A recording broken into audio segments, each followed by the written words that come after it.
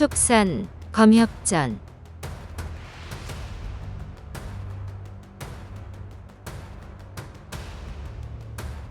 43화 은벽에. 큰 눈이 내리는 깊은 산골에서 살점을 베어 효도를 행하려다 독수리에 잡혀 구름을 뚫고 은벽으로 내려가 신선을 만나네.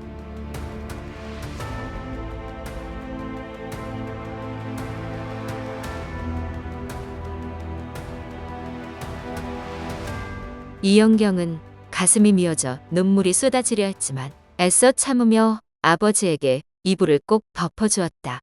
이것만으로는 땀을 제대로 빼기 힘들 것 같아 자신의 이불과 속옷 등을 전부 가져다 덮어주었다. 어느새 날이 저물었다. 바깥은 달빛이 눈에 반사되어 평소보다 밝은데 석굴안은 어두컴컴했다. 이영경은 문득 끼니를 걸렀다는 사실이 떠올랐다. 마음이 아파 식욕이 없었지만 자기마저 몸져 누우면 아버지를 돌볼 사람이 없으니 억지로 식은 죽을 떠먹었다. 그리고 조금 전 꺼진 불씨를 살리느라 힘들었던 일이 생각나 화로에 솥을 올리고 쌀과 물을 넣어 다시 죽을 끓였다. 아버지가 일어나면 바로 먹을 수 있도록 불이 꺼지지 않게 장작을 더했다. 주변 정리를 마친 이영경은 잠자리에 들지 않고 화롯가 도리자에 앉아 눈물을 글썽이며 아버지를 지켜보았다. 간간히 아버지 머리와 몸을 짚어 땀이 나는지 확인했다. 한밤중이 되자 석굴 밖에 성난 파도처럼 거센 바람이 휘몰아쳐 곳곳에 나무가 뿌리째 뽑혔다. 이영경은 병든 아버지를 돌보는 중이라 왠지 더 겁이 나고 불안했다. 사실 이 석굴은 이중 구조라 바람이 새어들 염려는 없었다. 바깥쪽에 견고한 돌담을 쌓아 외부의 찬 공기를 차단하고 쉽게 열고 닫을 수 있는 큰 돌로 출입구를 막았다. 그리고 안쪽에는 주순이 겨울을 대비해 만들었던 두꺼운 누빔 바람막이를 걸었다. 산 정상에서 눈보라를 견디기 위해 만반의 준비를 해둔 것이다. 이영경은 아버지 걱정에 옷을 입은 채 뜬 눈으로 밤을 지새웠다. 다음 날 아침 일영이 땀에 흠뻑 젖은 채 정신을 차렸다. 아버지, 좀 괜찮으세요? 그래, 많이 좋아졌구나. 걱정하지 말거라. 이영경이 바로 죽을 가져왔으나 일영은 얼마 먹지 못했다. 원래 몸을 회복할 때는 조금씩 먹어야 하는 법이지만 세상 물정 모르는 이영경은 그저 애가 탈 뿐이었다. 정신을 차리고 주변 상황이 눈에 들어오기 시작한 일영은 뜬 눈으로 밤을 새워 눈이 빨개진 딸을 보고 가슴이 아팠다. 걱정할 것 없다. 감기라는 것이 본래 큰 병이 아니지 않느냐? 그리고 아플 때 많이 먹지 않는 것이 좋단다. 땀을 흘렸더니 몸이 한결 가뿐하구나. 너도 어서 한술 뜨고 눈 좀 붙이거라. 하지만 이영경은 여전히 걱정스러워 아버지 곁을 떠나지 않으려 하였다.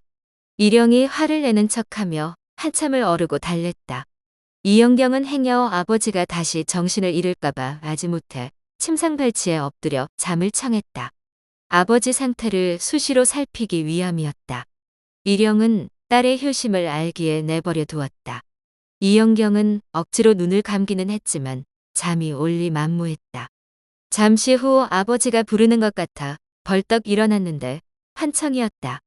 일영은 딸의 모습에 못내 가슴이 아파 얼른 자리를 털고 일어나야겠다고 다짐했다. 그런데 이게 웬일인가?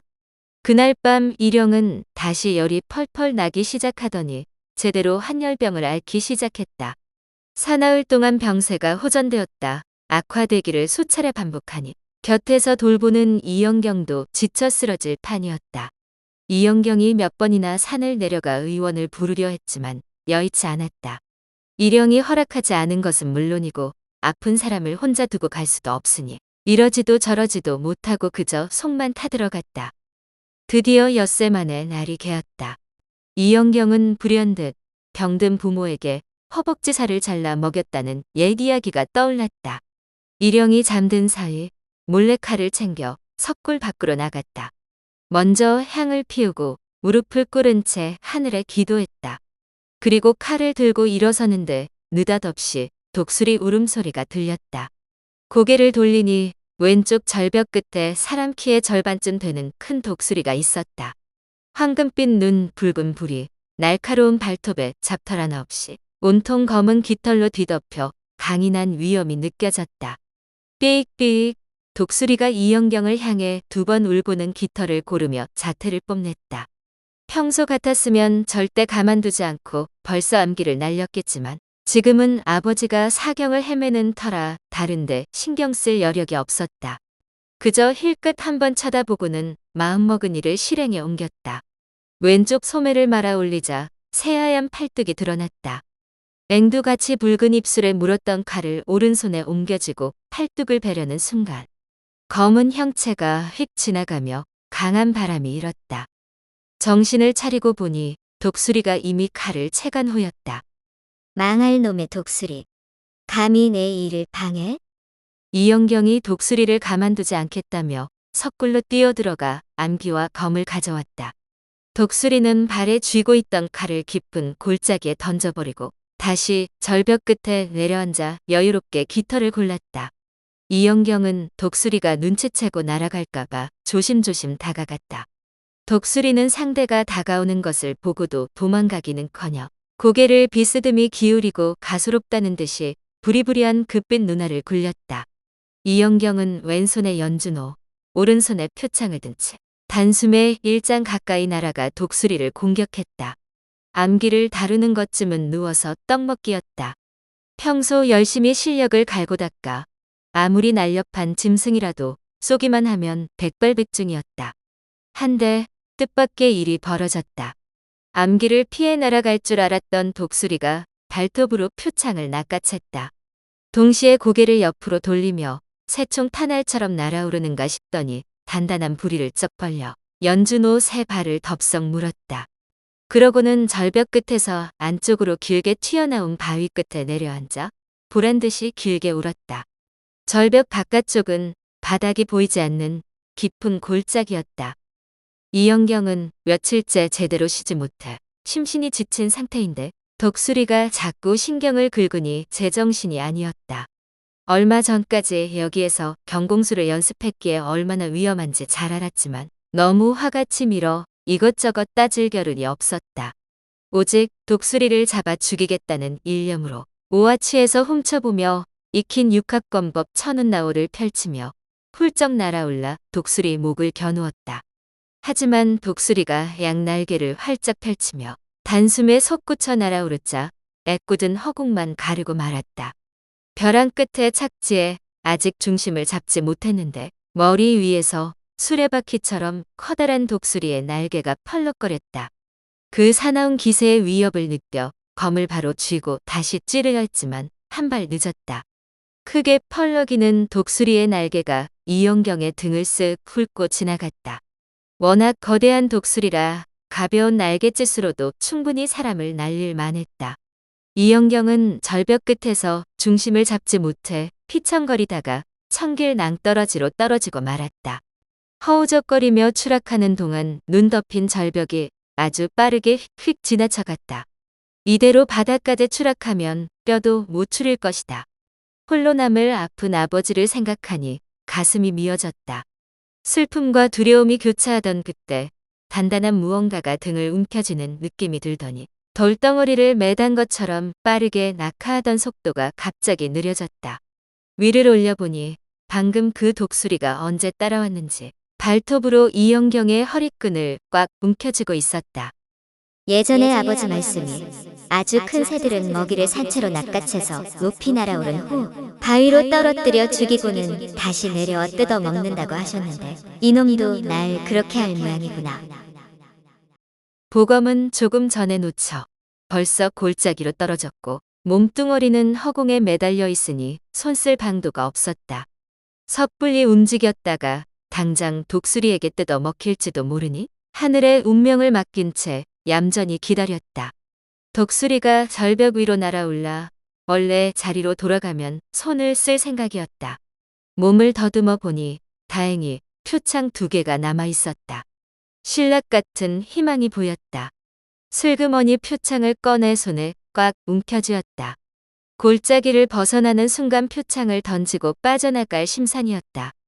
그런데 이게 웬일인가?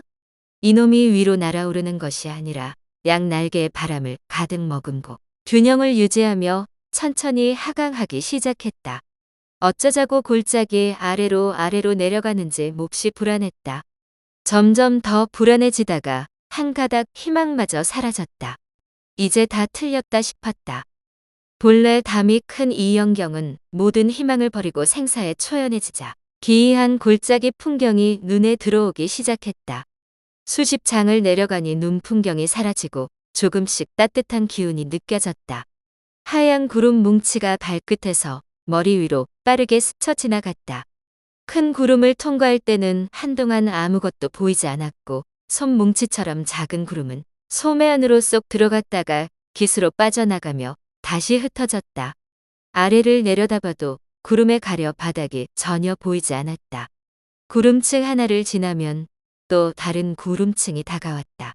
어느 순간 저 아래 툭 튀어나온 절벽 중턱에 칼날처럼 날카로운 기암괴석이 삐죽삐죽 솟아있는 것이 보였다. 이대로 저 위에 떨어지면 온몸이 가루가 되겠구나 싶었다. 너무 무서워 저도 모르게 눈을 질끈 감았다. 이제 정말 죽었구나 하는 순간 독수리가 갑자기 빠르게 날갯짓 하더니 휙 방향을 틀었다. 그리고 날개를 살짝 오므려 지름이 6척쯤 되는 동굴을 통과했다. 이번에는 틀림없이 죽겠구나 생각했는데 독수리에게 꽉 잡힌 채 한참 더 내려갔다. 슬쩍 눈을 뜨자 드디어 땅이 보였다. 지면까지 얼핏 10장쯤 남은 것 같은데 어디에선가 목탁 소리가 들렸다.